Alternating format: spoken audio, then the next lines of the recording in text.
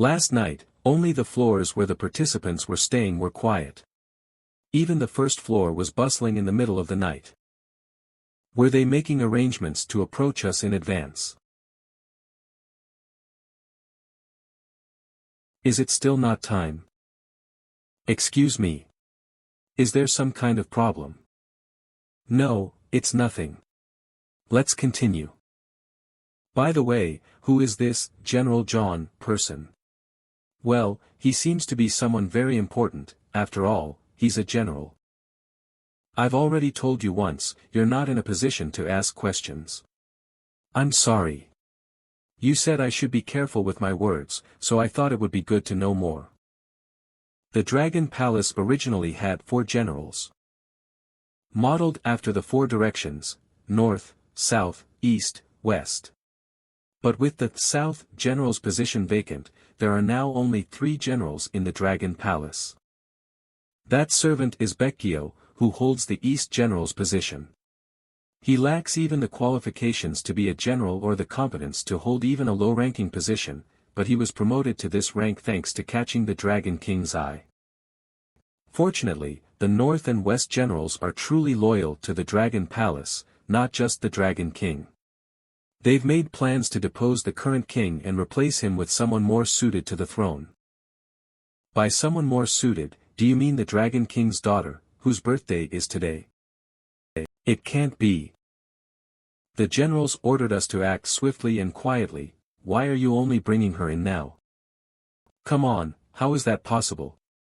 Right before the tournament began, we already summoned her, politely explained the great cause, and asked her to join, but the old lady tried to run away with a clever trick. We had no choice but to capture her and, as politely as possible, beat her up, but she still wouldn't reveal the location of the jade orb. The generals instructed us to bring her along even if she doesn't speak. Step aside. What's there to boast about when you can't even make an old woman open her mouth? And you plan to bring her to the generals like that? I'll check myself whether she'll talk or not. So, step back and let me handle it, you pathetic fools. Speaking of which, weren't you one of the traitors, too? Didn't you spend over 1,000 years kissing up to the Dragon King? For someone with such a long life, it's laughable that your highest rank is nothing more than a household officer. I guess you're too out of touch to read the situation, stubbornly clinging to your useless pride.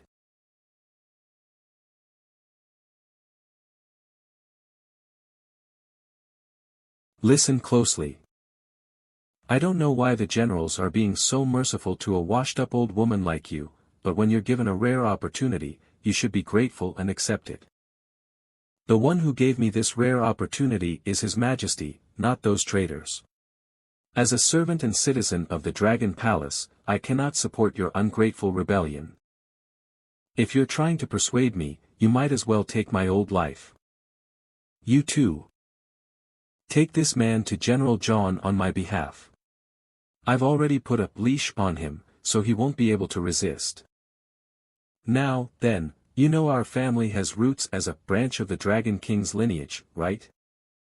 The lowly folk dismiss it as mere rumors fabricated by our family, but it's a historical fact recorded in the archives. Long ago, 2 serpents made their home in the Eastern Sea. One passed through the Dragon Gate and became the first Dragon King. The other, unfortunately, remained a serpent and became the ancestor of our family. The bloodline of a serpent that couldn't become a dragon. We may not have the ability to rule the seas, but instead, we have developed a lesser ability. The power of poison. We can freely control the toxicity, form, and effects of poison.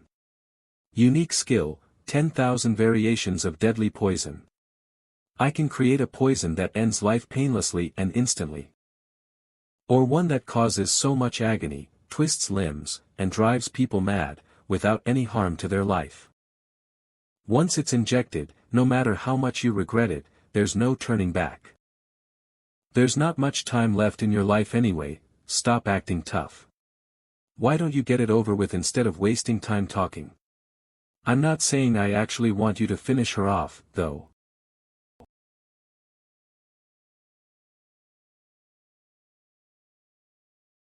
Can you stand? Mr. Choi Saiwoo. If you're having trouble moving, you can stay right here. I'll make sure you don't get hurt.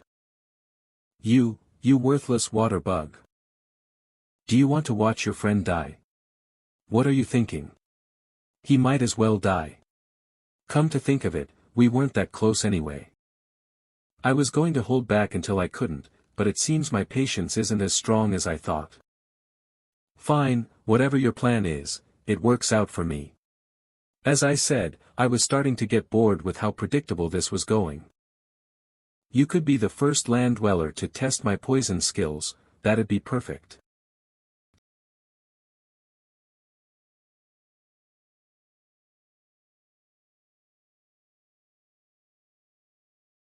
You're talking too much. Old Lady Gu. Both Lady Gu and Bayan shared a similar feeling of surprise because they both already knew Saiwoo's movements. Lady Gu had been observing Saiwoo throughout the preliminary rounds, while Bayan had reviewed his performance records and watched the first half of the main round. But the speed Saiwoo just displayed far exceeded what either could have predicted.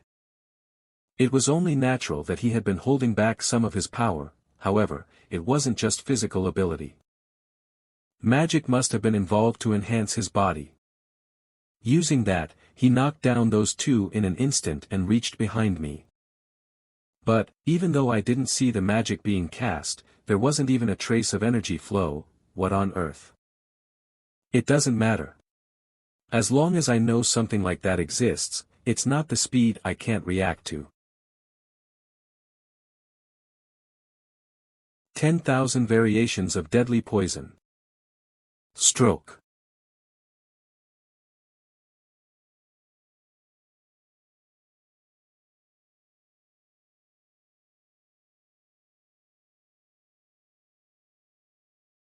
Ugh.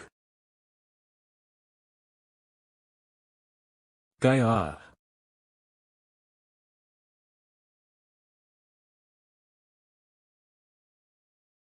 I'm sorry. I'll try to make this hurt as little as possible. What?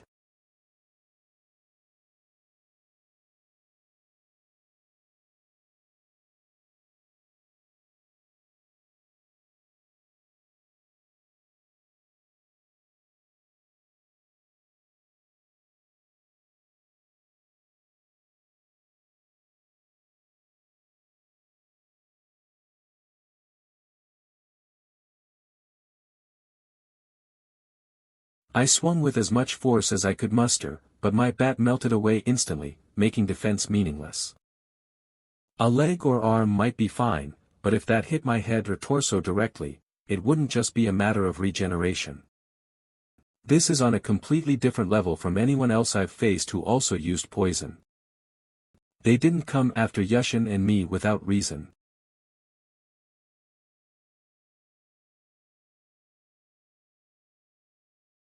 But still, at this level, neither the range nor the speed is particularly threatening. I can dodge and gradually close the distance. Once I get close enough. 10,000 variations of deadly poison. Bayan's poison magic, capable of creating various types of poison, has several rules. Every additional advantage added to the poison exponentially increases the amount of magic power consumed. Bayan cannot create a poison that is formless, colorless, odorless, and lethal in small quantities. If the poison is formless, colorless, and odorless, the most it can do is cause mild paralysis. And that's why.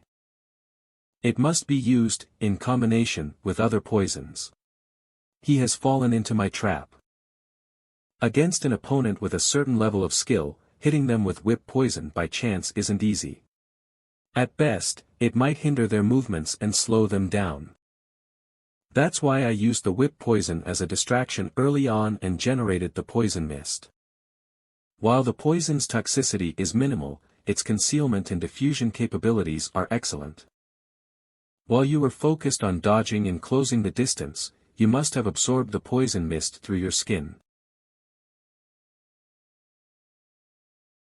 The paralysis will only last a few seconds, but once the poison starts to take effect, not even the Dragon King himself can control his body.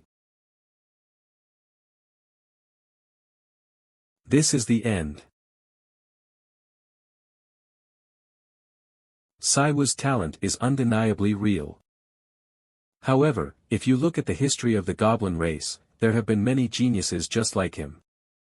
Even so, when it comes to this technique, no goblin, past or present, can match the boy. The reason is simple. Siwa himself is the creator of this technique. Even though the magic consumption is low, overusing this carelessly will lead to disaster. I'll either need to weaken the output so it doesn't take too much time to recover, or only use it when I'm sure I can take the opponent down. How did you? Ugh.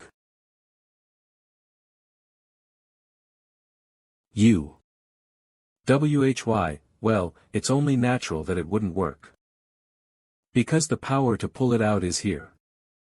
It was close, but, this time, I've got a better grasp of things. If I control the output to a reasonable level, I can follow up with the next move while maintaining a slight stiff response. There won't be many situations like this, but I learned that I can still move indirectly, even if there's a variable like poison. Next time, I'll be able to use it much more flexibly. You seemed so confident in yourself. But without this, I'm not sure if that confidence will continue to hold. After all, you were in my position just a moment ago. I trust you know what would be the appropriate way to conduct yourself.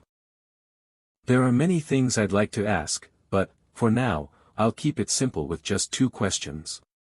1. Specifically, what do you plan to do to bring out the Dragon King?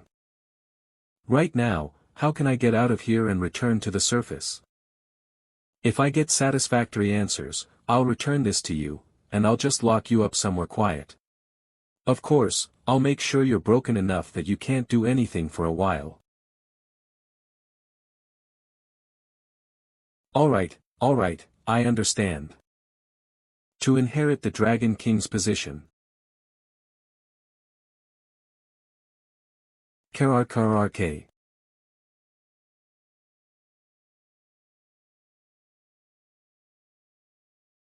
Mr. Choi Siwu. You must hurry inside. The poisonous smoke is about to spread. It's a relief you told me in time. I thought it was just a simple explosion, but to think the poison gas was real.